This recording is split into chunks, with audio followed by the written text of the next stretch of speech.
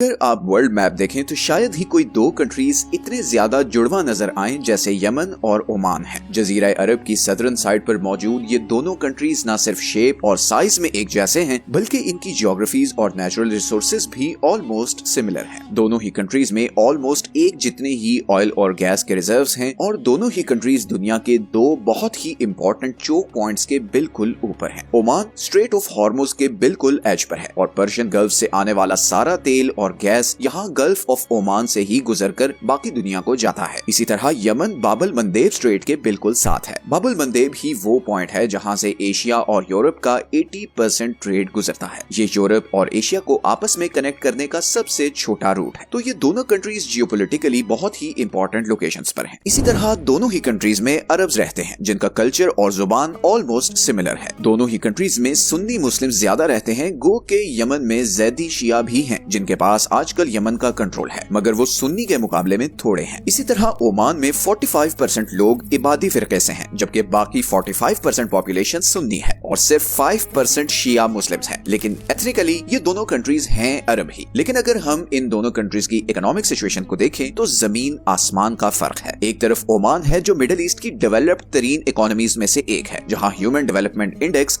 0.82 है। याद रहे कि ह्यूमन डेवलपमेंट इंडेक्स 0 to 1 के स्केल पर मेजर होता है, 1 being the highest and 0 obviously being the lowest। और ये इंडेक्स किसी भी कंट्री के लोगों की खुशहाली बताता है। दूसरी तरफ यमन का ह्यूमन डेवलपमेंट इंडेक्स सिर्फ 0.42 है और इसका GDP per capita 9th lowest in the world है। यमन के ही दूसरे पड़ोसी सऊदी अरेबिया का ह्यूमन डेवलपमेंट इंडेक्स 0.87 है। तो एक ऐसा कंट्री जिसके पड़ोस में इतने अमीर मुल्क हों, वो इस हाल में क्यों है कि उसकी 82% आबादी शदीद गरीबी का शिकार है। उनके पास खाने पीने, एजुकेशन और बेसिक हेल्थ केयर फैसिलिटीज तक नहीं। और पिछले 60 सालों से उस मुल्क में ऐसी आग लगी हुई है जिसमें लाखों लोग जल चुके हैं। 2014 से तो यमन में ऐसी भयानक सिविल वॉर शुरू हुई है जिसमें 80,000 से ज्यादा लोग मारे जा चुके हैं और लाखों को यमन छोड़कर जाना पड़ा है। आज का यमन सिर्फ ज्योग्राफी की सेंस में एक कंट्री है। इन जियोग्राफिकल बाउंड्रीज के अंदर यमन बहुत से ग्रुप्स और फिरकों में डिवाइडेड है जिन्हें डिफरेंट कंट्रीज बैक कर रहे हैं। एक तरफ हौसी हैं जिनका यमन के बड़े बड़े शहरों पर कंट्रोल है और जिन्हें ईरान की फुल सपोर्ट है। इसी तरह यमन के सेंटर और सदर्न साइड पर ये वाइट एरियाज वो हैं जहां पर अलकायदा का कंट्रोल है। रेड हाईलाइटेड एरियाज वो हैं जहां पर दूसरे सुन्नी ग्रुप्स का कंट्रोल है जिन्हें सऊदी अरब और यूएई बैक करते हैं। और ये yellow highlighted area southern transitional council के कंट्रोल में है जो सदर्न यमन को बाकी यमन से अलहदा करना चाहते हैं। यमन इज डीपली डिवाइडेड, लेकिन यमन इस हालत तक पहुंचा कैसे? ओमान जैसी ज्योग्राफी और नेचुरल रिसोर्सेज होने के बावजूद वो उससे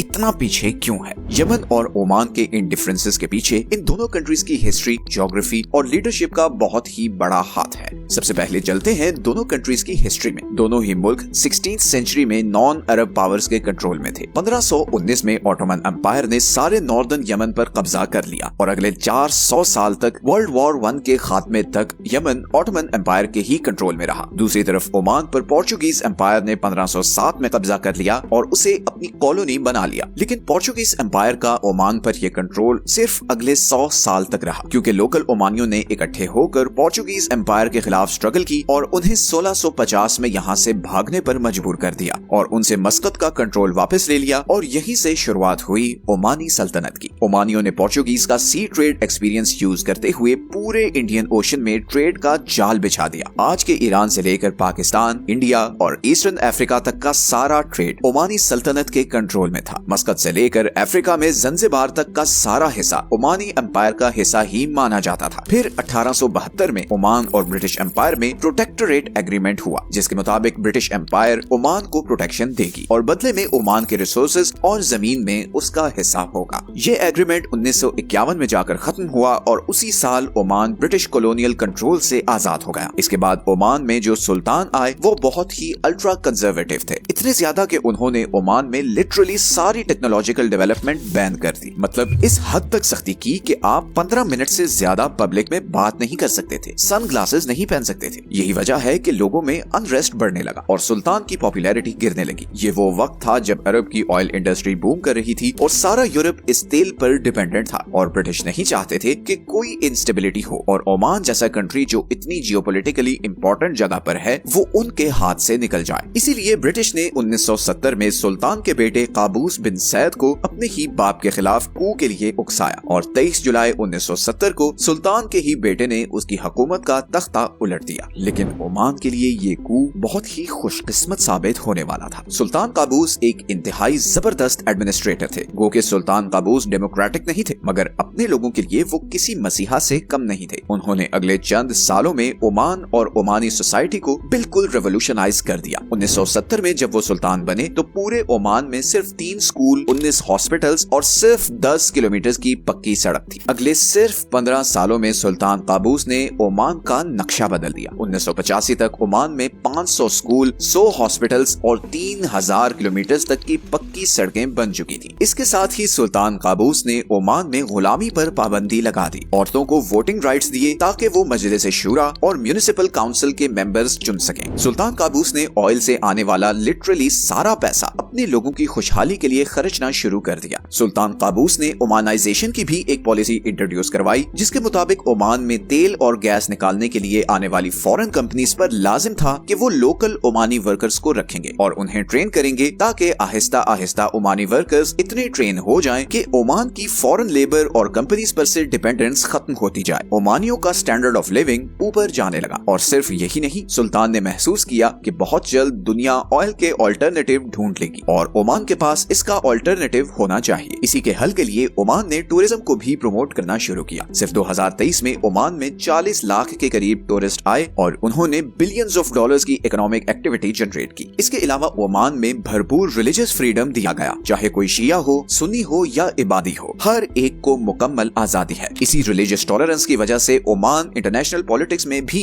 मीडिएटर का रोल प्ले करता है। सऊदी अरब और ईरान की पीस डील भी ओमान ने फैसिलिटेट की। इवन इसराइल और ईरान में भी पीस एग्रीमेंट्स करवाने की सुल्तान काबूस ने काफी कोशिश की। 2015 में ईरान और अमेरिका के बीच होने वाली न्यूक्लियर डील भी ओमान की वजह से ही हुई थी। ओमान अभी तक मिडिल ईस्ट में होने वाले सारे कॉन्फ्लिक्ट्स में बिल्कुल न्यूट्रल रहा है, चाहे वो ईरान इराक वॉर हो, हौसी और सऊदीज की लड़ाई हो या फिर कतर का बॉयकॉट हो। ओमान की इसी न्यूट्रलिटी ने उसे मिडिल ईस्ट का स्विट्जरलैंड बना दिया है। सारे मिडिल ईस्ट की पीस डील्स ओमान के थ्रू ही होती हैं। तो एक तरफ तो तरक्की और कामयाबी की दास्तान है मगर ओमान के ही पड़ोस में यमन एक बिल्कुल ही दूसरी कहानी है। अभी तक हमने इस वीडियो में देखा कि यमन 16th सेंचुरी से वर्ल्ड वॉर 1 के एंड तक ऑटोमन एम्पायर के कंट्रोल में रहा था। लेकिन यहाँ पर बहुत जरूरी है जिक्र करना यमन के एक जियोग्राफिक फैक्ट का जिसका हिस्टोरिकली बहुत बड़ा इम्पैक्ट रहा है और वो फैक्ट है यमन की ये माउंटेन रेंज। ये वो सारा एरिया है जहाँ से यमन में ज़ैदी शिया मूवमेंट शुरू हुई। ये लोग इन पहाड़ों की वजह से बाहर की दुनिया से कट ऑफ थे और इसीलिए ये यमन के साहिली इलाकों में रहने वाले लोगों से कंपैरेटिवली बहुत ज्यादा कंजर्वेटिव थे।